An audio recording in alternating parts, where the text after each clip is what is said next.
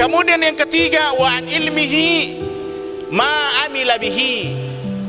Padisangeta, ya, ilmu di mana kita manfaatkan, di mana kita gunakan, ya, padisangang madeceng ya ku ipaguri pada terupatau insyaallah mate ki ilolonga ngapalanna makotorona reku padisangaja, ya, ipaguri tu mi buasit dija salama na pigau iya roja pure ipaguruangi, selama itu pula kita dapatkan pahala jeleknya dari situ.